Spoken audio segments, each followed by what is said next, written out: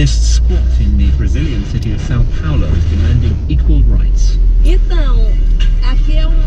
This isn't just about the fight for housing, it's about equal rights. 90% of the decisions here are made by women. We have a women's association, and when we take part in protests, it's women who organize and lead them.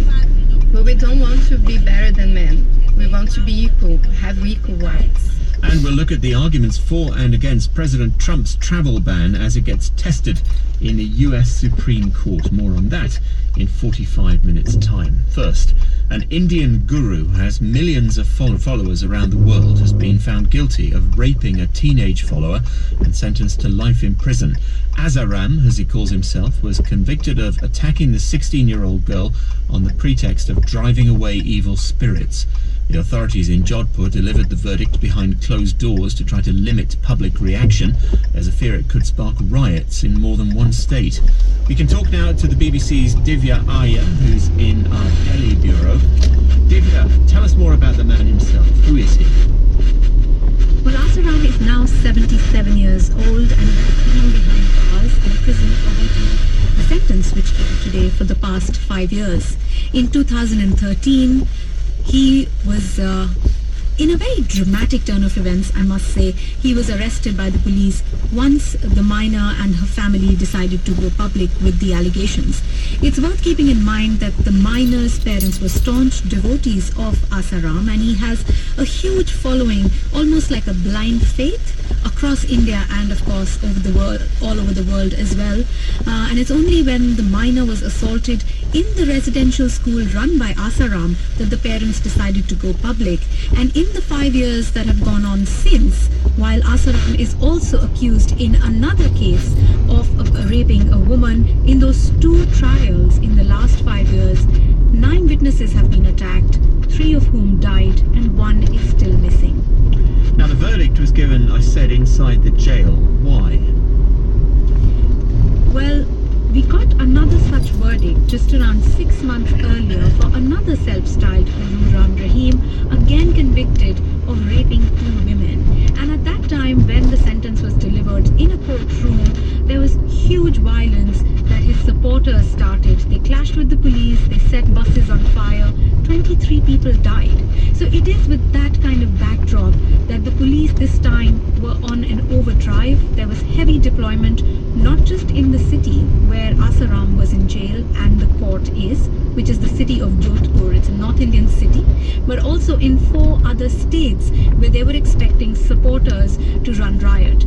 But as far as we can see, and this is coming to an end, the day is coming to an end, the sentence has been given, and thankfully no violence has been reported yet. Asaram's defence team sought leniency, citing his age and failing health. Is he likely to appeal? What's been the reaction from his supporters?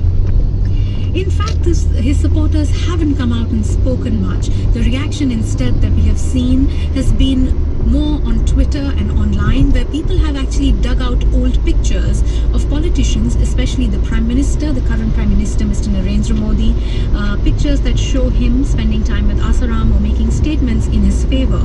And it is important to note that not just the ruling BJP or the Prime Minister or other senior leaders of the ruling BJP party, but across the political spectrum, politicians have been pretty close to Asaram, but only started distancing themselves from him around 10 years back when the first allegations of assaults of children in his spiritual retreats started coming up. But they did cozy up to him earlier because they felt that this was a way into a vote bank, into a large number of followers that he commanded. Asaram is facing other rape charges, isn't he? Yes, indeed. There is another ongoing trial of charge where he's accused of raping a woman in another of his spiritual retreats. Not only him, his main disciple who has helped him in establishing his whole empire, as some people might call it, across the world. He is also accused of raping the sister of the woman Asaram is accused of raping. Divya Arya in Delhi, many thanks. Just before we came on air, we got this reaction to the verdict from the National Commission for the Protection of Child Rights in India. Kulbir Krishan is an advisor to the government-run body. We welcome the verdict and we feel that justice has been done. You know, the quantum of punishment is decided by the Honorable Court. and they have decided, and we are quite happy with what they have decided. The court has its discretion. It could have given 7 or 10 years, it has given life, and I'm sure it has very good reasons for giving life. The rule of law is the same for everyone. You know, whether you have 1 follower or no follower or 1 million followers, if you committed a crime, you committed a crime. Well, let's go now to Swati Parashar, who's an associate professor in the School of Global Studies at the University of Gothenburg in Sweden, who can tell us more about the background to this case and to guru culture in India in general.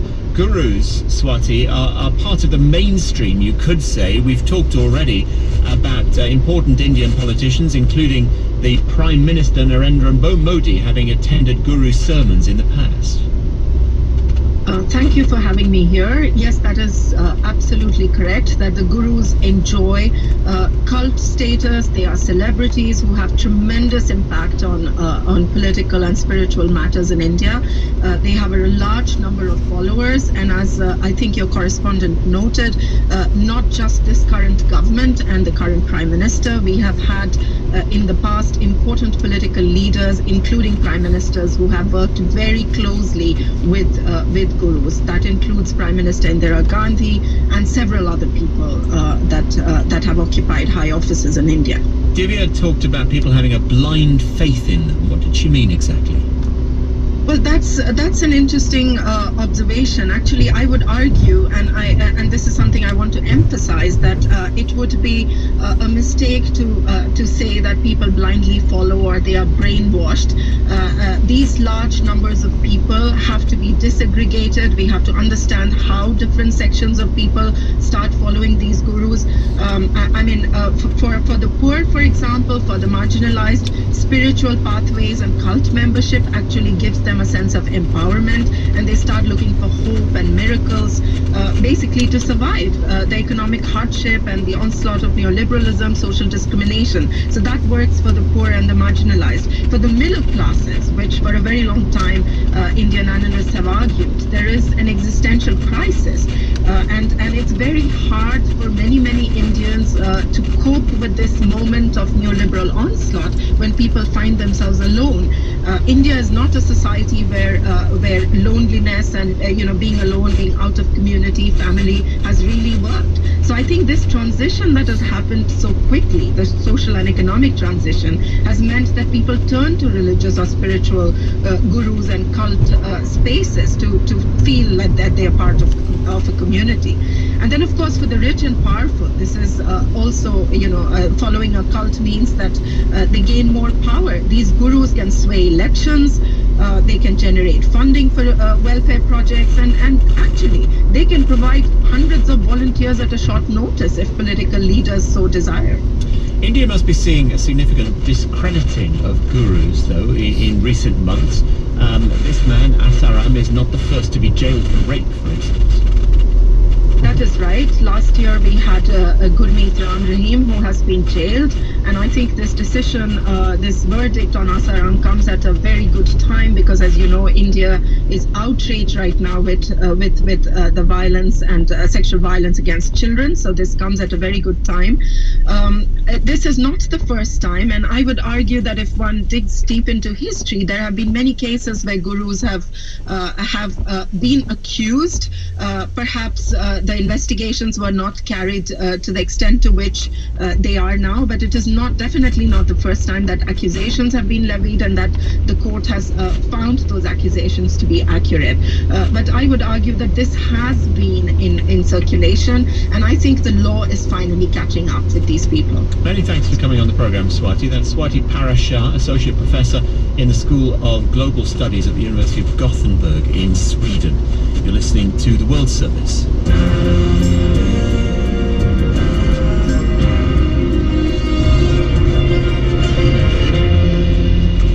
Now, aides to the French president hailing as a success the fact that Donald Trump accepted proposals to work on a new, tougher deal to contain Iran. On his state visit to Washington, Emmanuel Macron has been keen to showcase the perhaps unlikely warmth of his relationship with his US counterpart. What that relationship has failed to achieve is a clear commitment from Mr. Trump to stick to the existing nuclear deal with Iran made in 2015. Our correspondent Lucy Williamson joins us now from Washington. What is the latest on this to and froing about a possible future deal with Iran first, Lucy? Well, what Mr. Macron's put forward is a proposal to add to the existing deal, and that's a proposal designed to allay Donald Trump's fears about the existing deal. He said he's going to pull out of it unless his concerns are addressed. So Mr. Macron has said, okay, we can have a few extra deals around the original nuclear agreement that might help allay those fears. Specifically, they're going to talk about Iran's ballistic missile program, they're going to talk about the long-term future of its nuclear activities, and also about Iran's influence in the Middle East. And that's important because Mr. Macron has tried to link the Iran issue to the future of Syria and to try and get America to buy into that and to stay the course there. Mr. Macron is addressing Congress today, isn't he? Yes, he's due here in the next hour or so. He's addressing a joint session of Congress, and it's a chance, the Elysee says, for him to talk directly to the American people, to put forward a sort of broad argument for multilateralism in solving some of the big global issues facing the world at the moment. He's due to say that those challenges require a collective strong response, and he's due to say that we're at a critical moment. It's for us to decide, the US and France, if we want to continue to make history together, he'll say.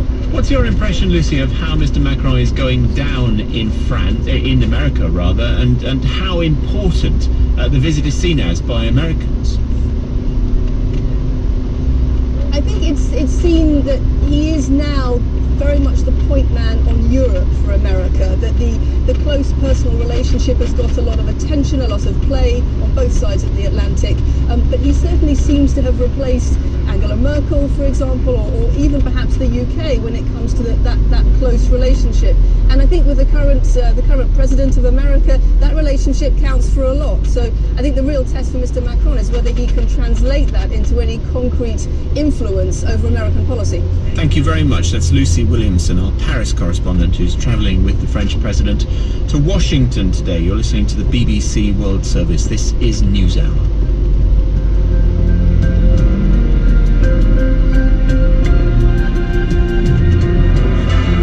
BBC on WHYY. Good morning. It's 9:19. The numbers before the opening bell: S&P futures are down 0.23%. Dow futures are up 0.04%. Nasdaq futures down 0.20%. The Haverford Trust Company proudly supports WHYY's financial market update. Quality investing since 1979. Learn more at haverfordquality.com. AEG Presents supports WHYY. Yanni performs live in concert with his full orchestra for one night only at The Man on Saturday, May 12th. Tickets for Yanni live at The Man on May 12th are online at Ticketmaster.com. More from the BBC on WHYY, just about 9:20. And we'll have some rain today in Philadelphia, a high of 62. It's 57 degrees now in Independence Mall.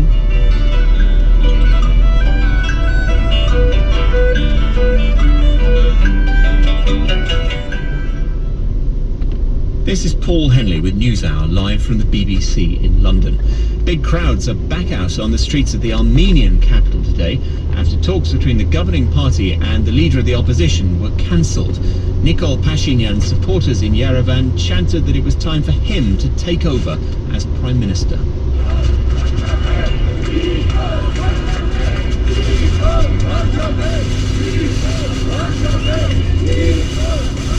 As we speak, police are being deployed in Yerevan. Prime Minister Karan Karapetyan rejected Mr. Pashinyan's demand for the media to record their talks. 2 days ago, the Armenian Prime Minister Serge Sargsyan resigned in response to the protest, but Mr. Pashinyan has accused his party of trying to regroup by calling snap elections rigged in its favour. Let's talk to the BBC's Rehan. She can join us live from Yerevan now. What's happening on the streets? What's going on with these protests, Rehan? Paul, in addition to what you just mentioned, that the acting Prime Minister Karen Karapetyan rejecting Pashinyan's demand that their meeting is televised, there's another crucial element which is becoming much clearer now. So the reason why these talks didn't happen today is because the opposition leader Nikol Pashinyan has a very clear vision of how this velvet revolution, as he describes it, has to proceed in Armenia. He has 4 points, he said. The first was the resignation of the Prime Minister, and that's done. And the second point is the appointment of People's Prime Minister. So what he wants is for this interim Prime Minister to be appointed by the street, by people in the square. And this is what the acting PM, who represents the governing party, says he cannot accept. He says that the PM, whoever is to lead Armenia, has to be elected through a ballot box. And he says we are ready to hold snap elections, but first we have to sit down and negotiate. And the reason why the protests are even bigger today is because there are other political parties that joined this protest movement, including one known as Prosperous Armenia. It's the second biggest political faction in the current parliament. And the strength of these protests have obviously persuaded the authorities that the police are needed on the streets. How obvious is the police present? Is it threatening in any way? Well, I am literally 200 meters away from the square, and there are several streets between the square and the hotel where I'm sitting now. And there's a street full of buses with policemen, vans. But every time I walk past them, I can just see them being on their phones. It doesn't really look like there's any order for them to act or anything like that. They're just here near the square. But I guess at this stage, what's at stake is to decide what's next, and we're still to hear some kind of official statement from the governing party, because today people, if on Monday they were saying enough of Prime Minister, now they're saying down with the Republican Party. So that has become the new demand from the protesters in the street. And there's no sign of the protests going away anytime soon, is there? I don't think so. Thank you very much. The BBC's Rehan Dimitri, live from the Armenian capital, Yerevan. Now, Brazil is one of the world's most unequal countries, and nowhere is this more evident than in the country's biggest city, Sao Paulo, home to nearly 20 million people. It's estimated nearly 1 million of those people are currently in need of homes. Women are particularly vulnerable to this housing shortage, but on the outskirts of Sao Paulo, a feminist squat has been trying to put that right. Our South America correspondent Katie Watson reports. The smooth whir of the candy floss machine is almost drowned out amid the excited chatter of children waiting in line. These kids live in Occupation Hope, a squatters community on the outskirts of Sao Paulo, with no proper running water or even a sewage system. Treats like this don't happen every day, so they're worth queuing up for, even in the sweltering heat.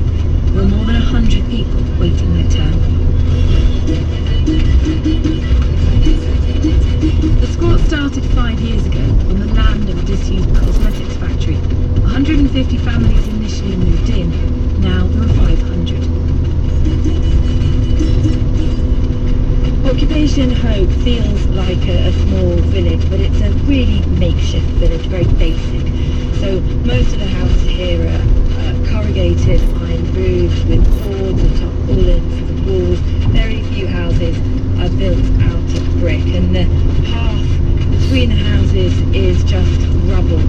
The sewage and water systems are still very basic. Down through the middle of the path I can see a broken water pipe, and there's water running down through the middle. There's still a lot of pride though. On some of the houses there are numbers, there are plant pots and flowers outside. There's a feeling here very much of a community, no matter how basic. Occupation Hope has grown much like many other squats in the city, but it feels very different. There are men, women and children here, but it's the women who call the shots. I meet Nana, a tall, solid woman who commands a lot of respect here in the squad. She's been here from the start. Teve grupo justamente quando eu cheguei aqui, já tinha gente morando, grupo de mulheres já ocuparam. A group of us women took over this land, and we've been here to this day, fighting for the right to a home. The fight here is very difficult, especially for us women, because there aren't a lot of jobs these days. It makes it very hard for us mothers to pay rent. Those of us who work earn a minimum wage, we live in poverty. We aren't afraid to fight a war, we aren't scared. For the women who want to come here and join us, we're here to teach them and show them what we've learned. Ensinar pouco que a gente aprendeu com o próximo. On the other side of the community, Maura shows me around the bar she runs. Maura's got a cute little bar with a pool table in the middle and a big sound system. And in the corner there's a hatch, and behind it is a little bar where they're selling cachaça, the Brazilian spirit, as well as fizzy drinks, beer, and sweets. And there's a television as well. So this becomes a real hub for the community in the evenings. She's one of dozens of female business owners here. She used to struggle to pay her rent and provide for her family. Now this bar gives her an income, but also enables Maura to spend more time with her 3 kids at home. This isn't just about the fight for housing, it's about equal rights. 90% of the decisions here are made by women. We have a women's association, and when we take part in protests, it's women who organize and lead them. But we don't want to be better than men. We want to be equal, have equal rights. We aren't the weaker sex, we are strong, we are fighters. We still don't have equality, but we are fighting for it. Women might be in control here, but the men aren't excluded. They just have to abide by the rules. Everyone has to play a positive role. There's zero tolerance when it comes to domestic violence. If it happens, the community discusses the consequences and the perpetrators kicked out. While not all men identify as feminists, they're supporters. Nene Alves de Andrade is a resident. The role of the woman here is strong, but it needs to be stronger. Lots of men try to diminish the role of women, that they aren't entitled to this or that. There needs to be equality.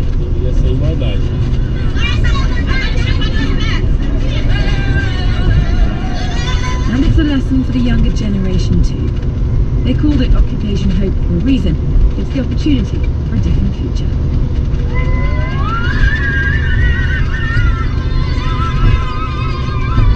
That was Katie Watson reporting from Sao Paulo in Brazil. This is NewsHour from the BBC World Service.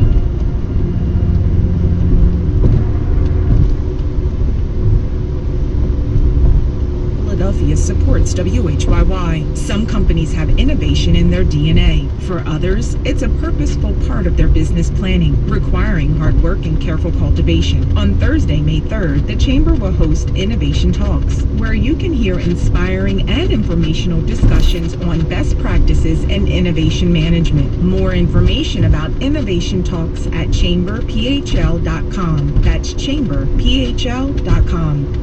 Arden Theatre Company supports WHYY and presents Snow White, a world premiere production of the classic tale that features a beautiful princess, her evil queen, a huntsman, one magic mirror, and the legendary 7 dwarfs, all brought to life by 2 actors. This new play features 2 virtuosic performers bringing the world to life before your eyes with vibrant creativity and thrilling theatricality. For tickets, ardentheater.org or 215-922-1122. Coming up on NewsHour in the next 30 minutes, the latest corruption allegations to be levelled against football's world governing body, FIFA. The battle going on for the hearts and minds of the people of Montenegro between Brussels and Moscow. And today is the day America's Supreme Court starts to decide on the legality of President Trump's infamous travel ban. That's all after the news.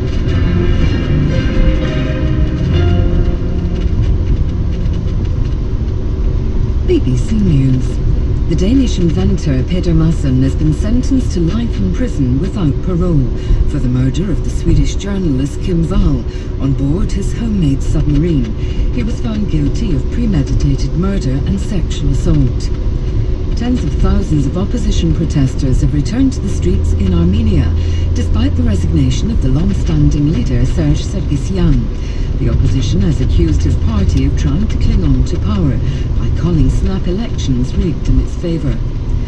Mass graves have been discovered in Rwanda 24 years after the country's genocide left about 800,000 people dead. More than 200 bodies have been found.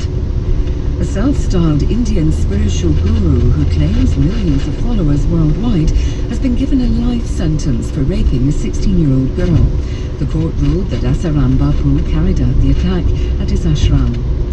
A Nigerian senator has been rearrested after he reportedly tried to escape police custody by jumping out of a police car. Dino Malaya was later found at a hospital where he was getting treatment for the injuries he sustained during the escape. A criminal website blamed for launching more than 4 million cyber attacks around the world has been taken down in an international police operation. The site, called WebStressor, had posed as a legitimate service, purporting to help businesses test their cyber defences. Public transport in some parts of South Africa has been disrupted by a strike over next month's introduction of a minimum wage. Some, but not all, unions went on strike, demanding at least 3 times the proposed amount. Supporters say it will reduce inequality. The first polar bear ever to be born in the tropics has died in Singapore Zoo. 27-year-old Inuka was put down because he was suffering from a range of age-related medical problems. BBC News. Coming up next, more on the court verdict from Copenhagen on the case of the journalist killed on board a submarine. But first, the head of football's governing body, FIFA, is facing allegations that he tried to interfere in the process of finding hosts for the 2026 World Cup. BBC News has been told that Gianni Infantino tried to stop Morocco's bid making it to the ballot paper for this summer's vote. He said to prefer a joint bid from the US, Canada and Mexico. Richard Conway is a correspondent from BBC Sport. We're now under 50 days until FIFA's member associations will have to decide where the 2026 World Cup is going to be played. Is it going to be in Morocco? Or is it going to be in North America, a joint bid between the US, Canada and Mexico?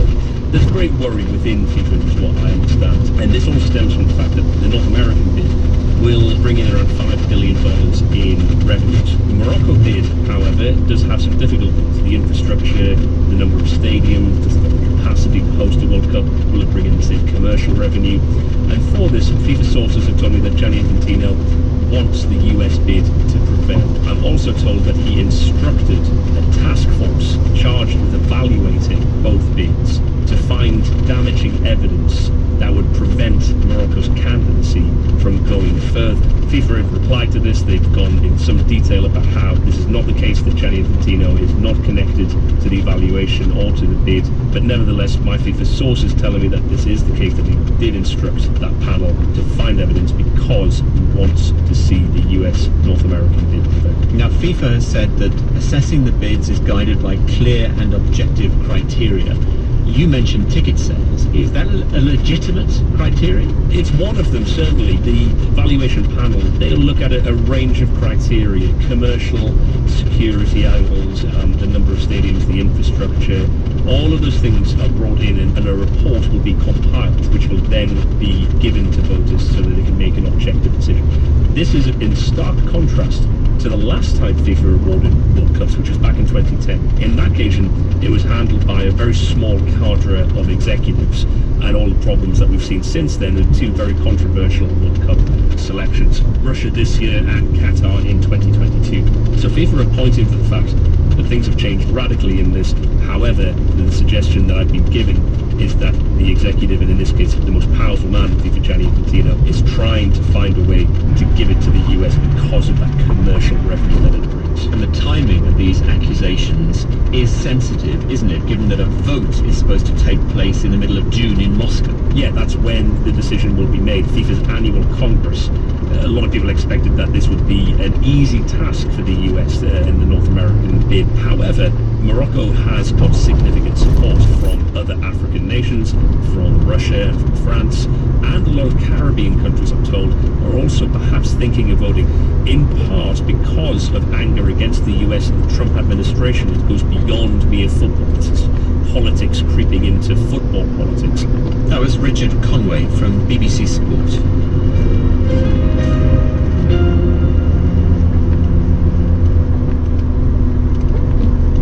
You're listening to NewsHour from the BBC World Service. My name's Paul Henley. A court in the Danish capital Copenhagen has delivered a guilty verdict on the submarine builder Peter Madsen, who murdered a journalist on board his vessel before chopping up her corpse and throwing it into the sea. Madsen had admitted dismembering the body of the Swedish reporter Kim Wall, but had denied killing her. He's been sentenced to life in prison. The Danish prosecutor Jakob Buch-Jepsen spoke outside the court after the verdict. I can tell you that the Copenhagen police and prosecution team are very pleased with the verdict.